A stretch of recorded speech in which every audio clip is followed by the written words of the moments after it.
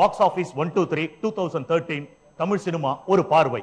அதாவது நம்மளுடைய box office அப்படிங்கிற ஒரு நிகழ்ச்சி வந்து கடந்த 40 வாரங்களுக்கு மேலாக தமிழ் சினிமாவை விமர்சனத்துக்குள்ளாக்கி அதனுடைய நடுநிலையை பிரதிபலிக்கும் ஒரு நேர்மையான நிகழ்ச்சியாக மக்களிடையே மிகப்பெரிய எதிர்பார்ப்பையும் வரவேற்பையும் பெற்றிருக்கும் ஒரு நிகழ்ச்சி. இந்த நிகழ்ச்சியில் கடந்த 2013ஆம் ஆண்டு மிகப்பெரிய வெற்றியை கொடுத்த இளம் இயக்குனர்கள் மற்றும் அனுபவமிக்க இயக்குனர்கள் இங்கே இந்த சிறப்பு நிகழ்ச்சிக்கு வருகை தந்திருக்கிறார்கள். இந்த நிகழ்ச்சி 2013 தமிழ் சினிமா ஒரு பார்வை. இதற்கு வந்திருக்கும் சிறப்பு விருந்தினர்கள் இயக்குனர் பூ போன்ற படங்களை இயக்கிய மேன்மையான இயக்குனர் 555 என்று 2013 ஒரு மிகப்பெரிய படைப்பை கொடுத்த திரு சசி அவர்கள். தமிழ் சினிமா. இதற்கு வந்திருக்கும் சிறப்பு விருந்தினர்கள் இயக்குனர் பூ போன்ற படங்களை இயக்கிய மேன்மையான இயக்குனர் 555 என்று 2013 ஒரு மிகப்பெரிய படைப்பை கொடுத்த திரு சசி அவர்கள். Skip in time, you make me heart beat, I wanna skip in time. Sing me rhyme, you make me sit down, I wanna. அதாவது துள்ளாத மனமும் துள்ளும் என்ற ஒரு படத்திலிருந்து தன்னுடைய கேரியரை தொடங்கிய எழில் இன்றைக்கு தேசிங்கு ராஜா வரைக்கும் வலம் வந்து கொண்டிருக்கும் எழில். ஒரு ஓர பார்வை சரி என்ன எப்ப சேர்வ உன்னால என் தூக்கம் போயிருச்சு. கடந்த 2013 தொட்டதெல்லாம் துலங்கக்கூடிய ஒரு மிகப்பெரிய இசையை கொடுத்து சாமானிய ரசிகர்களுக்கு மக்களுக்கும் மத்தியிலும் ரொம்ப இனிமையாக போய் சேர்ந்திருக்கும் ஒரு இளம் இசையமைப்பாளர் இமான் அவர்கள். சொல்ல தெரியல கண்ணு மொழியில கண்ட அழகுல ஆசை கூடுதே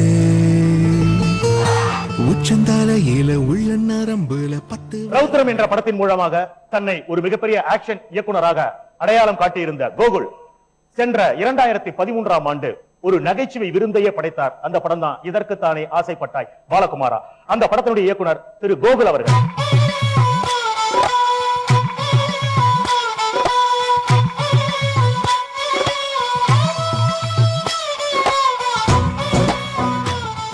கடந்த 2013ஆம் வருடத்தில் தமிழ் சினிமாவில் ஒரு மிகப்பெரிய தயாரிப்பாளராக பிரம்மாண்டமான படைப்புகளை அரங்கேற்றி, அது மட்டுமல்லாமல் அந்த தயாரிப்பில் இருந்து ஒரு படத்தையும் வெளியிட்ட தயாரிப்பாளர், அதாவது லிப்ரா புரொடக்ஷனை சேர்ந்த சந்திரசேகர் அவர்கள். நானும் கண்டுமை மறந்து போனால் காதல் உருவாகும் கண்கள் தீண்டி. அடுத்தபடியாக எதிர்நீச்சல் என்ற ஒரு படைப்பை கொடுத்த துரை செந்தில் சராசரி நடுத்தர மக்களுடைய கதாபாத்திரத்தை மிக அற்புதமாக படைத்து ரசிகர்களிடையே மிகப்பெரிய வரவேற்பை பெற்ற படம் எதிர்நீச்சல். அந்த படத்தினுடைய இயக்குனர்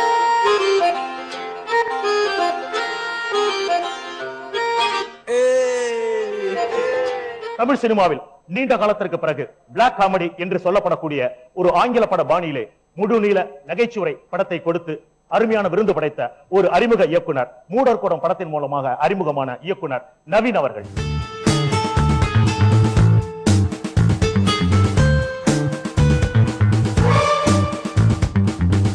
சென்ற 2013ஆம் ஆண்டு பிப்ரவரி மாதம் வெளியான விஸ்வரூபம் படத்தின் மூலமாக சிறந்த கலை இயக்குனர் என்ற ஒரு விருதை தனக்குள் தக்க வைத்துக் கொண்ட ஒரு இளம் ஆர்ட் டைரக்டர் இளையராஜா அவர்கள்.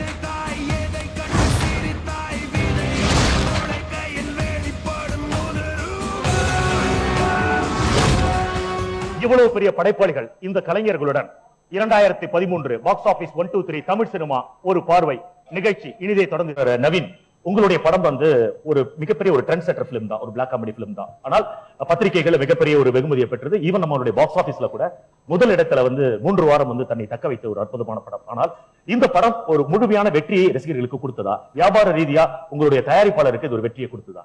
இல்ல, கண்டிப்பா ஒரு படத்தின் வெற்றி அப்படிங்கிறது வந்து என்ன அப்படின்னா, எவ்வளவு பட்ஜெட் போட்டோம் அதுக்கு மேல எவ்வளவு காசு வருது, இதுதான் வந்து வெற்றி, ரெவன்யூ ரீதியான வெற்றி. அப்படி பார்த்தா மூடர்குடம் வந்து எங்களுக்கு வந்து நாங்க எவ்வளவு காசு போட்டோமோ, எவ்வளவு பப்ளிசிட்டி இது பண்ணுமோ அதுக்கு மேல இருந்து ஒரு நல்ல லாபம் கொடுத்துருச்சு.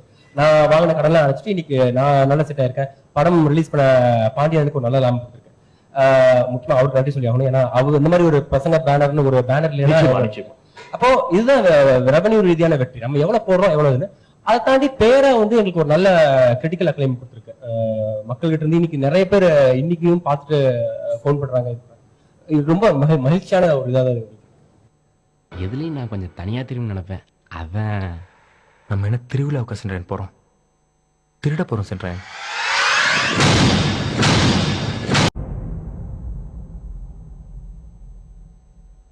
பாக்ஸ் ஆபீஸ் 1 2 3 2013 தமிழ் சினிமா ஒரு பார்வை. சார் நவீன் சார், உங்களுடைய படத்துல வந்து ஒரு பிளாக் காமெடிங்கிற ஒரு ட்ரெண்ட் கொண்டு வந்தீங்க.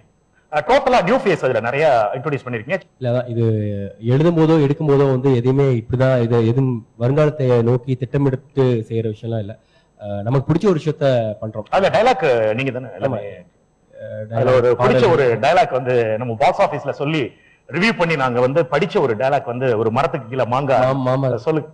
100 மாமரம் இருக்கிற ஒரு மாமரத்துக்கு கீழே 100 பேர் பசியோட இருந்தாங்கன்னா அங்க ஆளுக்கு ஒரு பணம் சேர்ந்து இயற்கையோட தர்மம். ஆனா அந்த 100 பேர்ல உங்களை மாதிரி திறமையும் பலமும் அதிகமா இருக்கிற 5 பேர் மற்றவங்களோட சீக்கிரமா ஆளுக்கு 5 பணம் அதிகமா எடுத்துட்டாங்கன்னா அங்க 20 பேர் ஒரு பணம் கூட கிடைக்காம பசியில வாடி வேற வழியே இல்லாம அந்த அதிகமா பணம் வச்சிருக்கவங்க பிச்சை கேட்டு நிற்பாங்க. இப்ப அந்த அதிகமா பணம் வச்சிருக்கவன் இந்த ஒண்ணுமே இல்லாதவங்க வச்சு 100 மாம்பழம் விட்டு ஒவ்வொரு மரத்துல 100 பழங்களை பறிக்க வச்சு அவங்களுக்கு சம்பளங்கிற பேர்ல அவங்க எடுத்து கொடுத்த ஒரு மாம்பழத்துல இருந்து ஒரு மாம்பழத்தை எடுத்து கொடுப்பான், சம்பளமா கொடுப்பான். ஒருத்தன் இருந்து எடுக்கிறது மட்டும் திருட்டுல பத்து வச்சலாம், ஒருத்தன் எடுக்க விடாம பண்றது திருட்டு தான். ஆக்சுவலா இந்த டைலாக் எவ்வளவு ஒரு சீரியஸான டைலாக்.